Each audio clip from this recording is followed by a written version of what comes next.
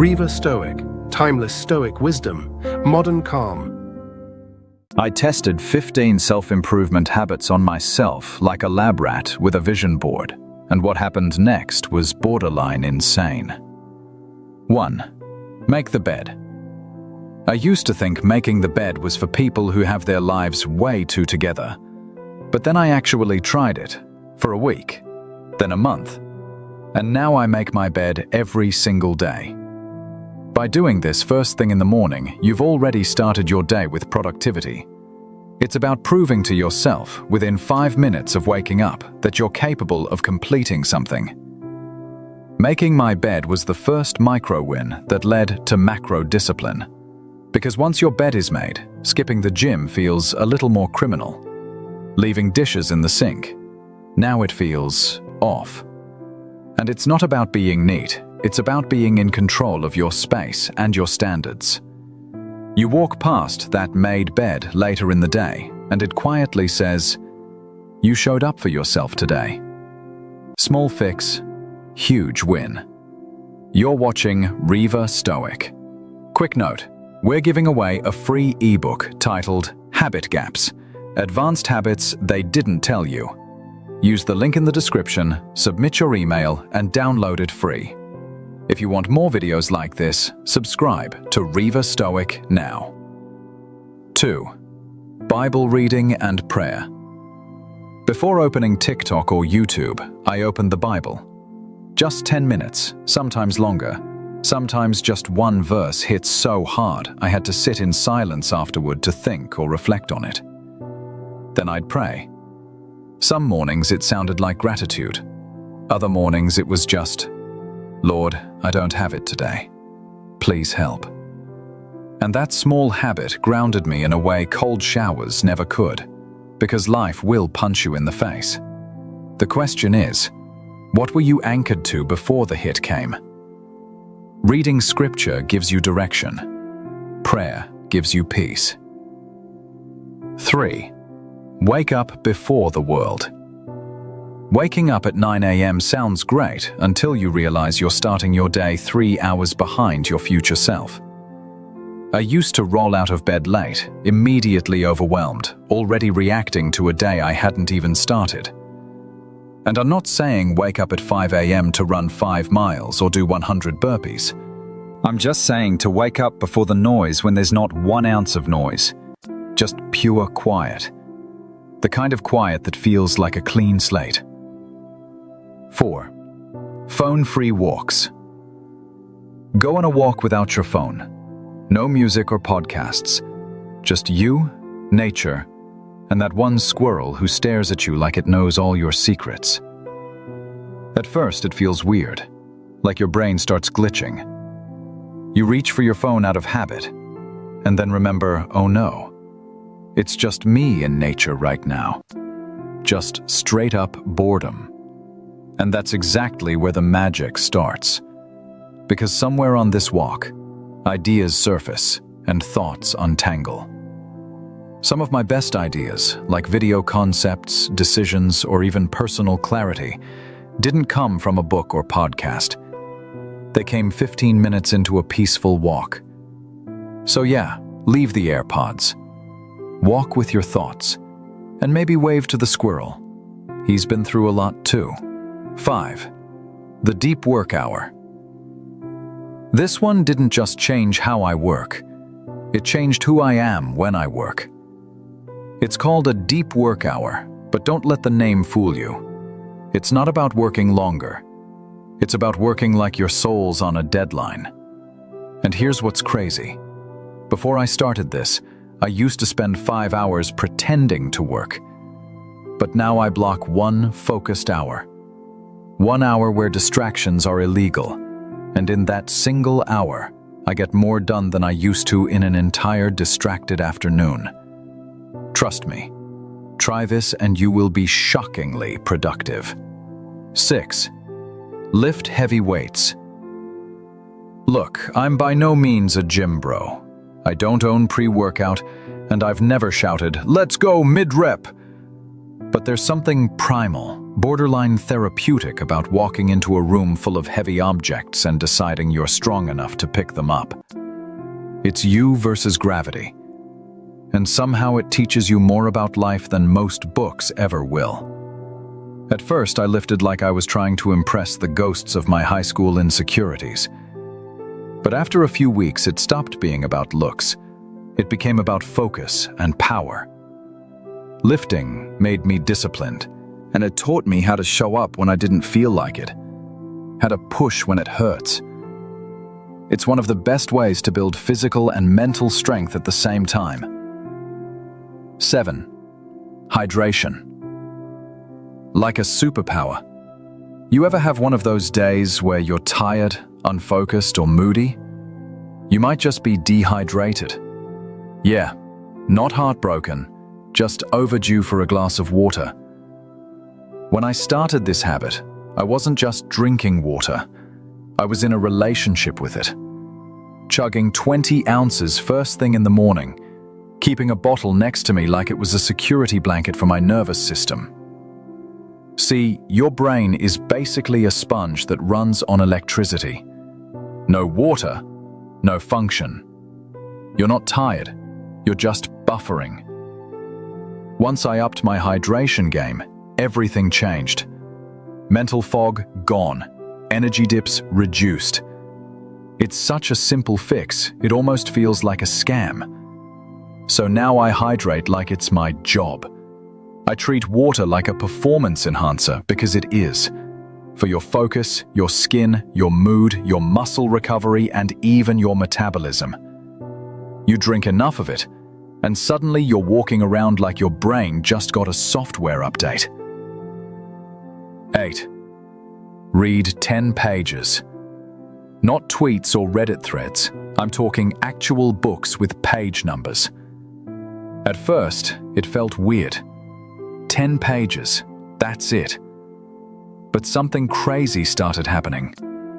The more I read, the more I started thinking like someone with long-term memory and a future. Instead of reacting to every notification like a squirrel on espresso, I found myself pausing to actually think.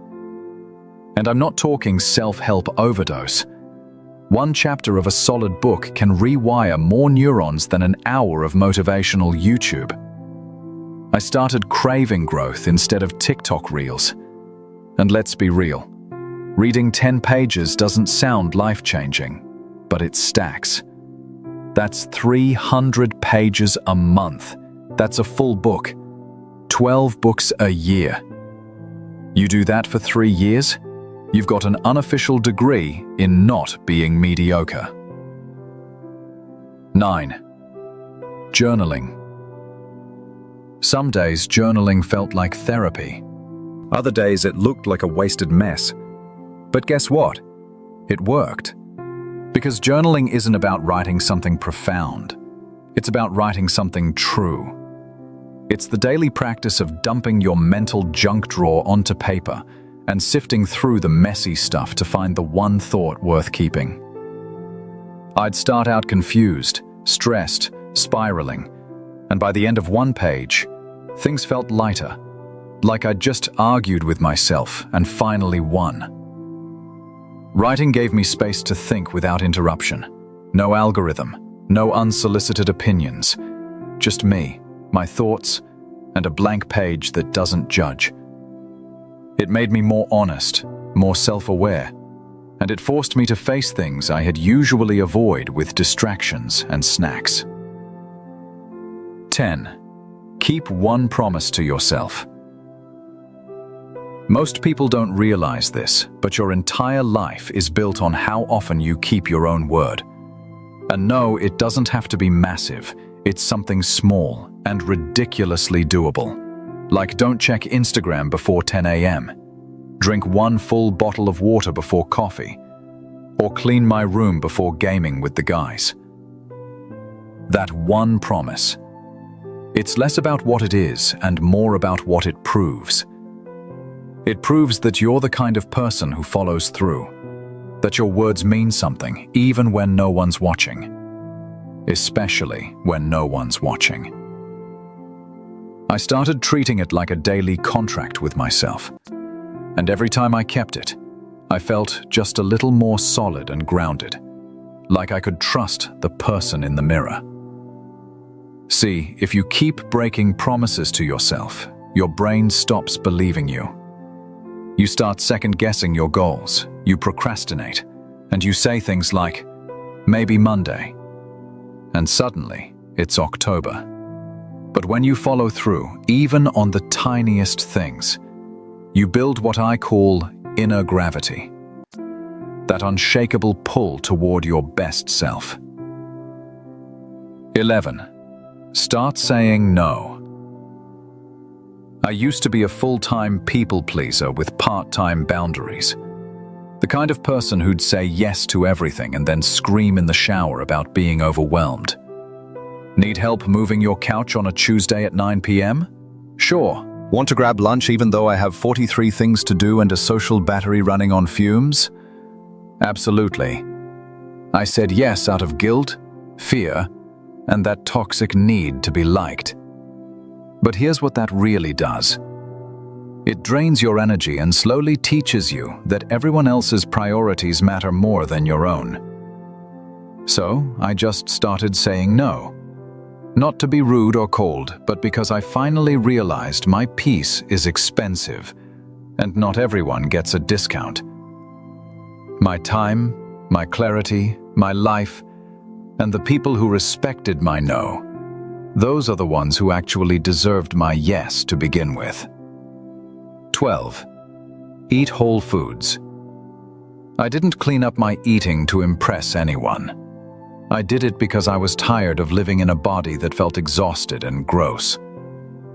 Every time I chose whole foods over processed junk, I wasn't just eating clean. I was winning. Plus, not a lot of people are aware of all the chemicals and pesticides they put in processed foods. But we can talk about that another time. No one tells you how much your mental state is tied to your meals.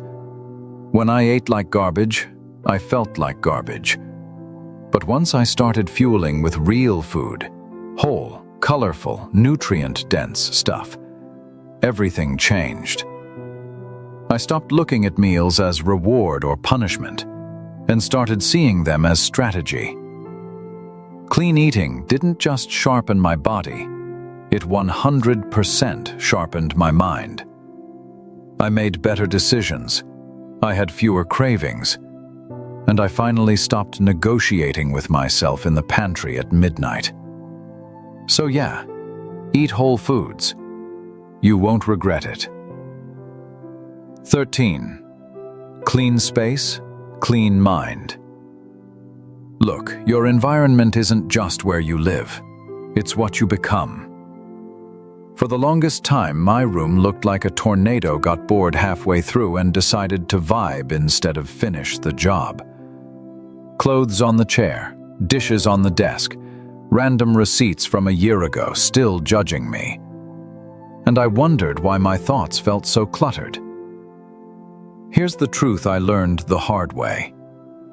Messy room equals messy brain. You can meditate and sip green juice all you want, But if you're doing it in a space that looks like a crime scene, good luck finding peace. So I started cleaning, because cleaning your space is saving your sanity. And once I decluttered, my mind followed. I could think more clearly, work more deeply, and most importantly, rest without guilt. My productivity shot through the roof. Your space reflects your standards, and when I raised the standard of my environment, every other part of my life started to rise with it. 14. Talk to yourself with respect. I used to talk to myself like my dad used to talk to me. You're lazy. You effed up again. Why can't you just get it together? And then I'd wonder why my motivation was missing and my confidence felt like it got hit by a bus. Here's what finally clicked. Your inner voice, that's your narrator.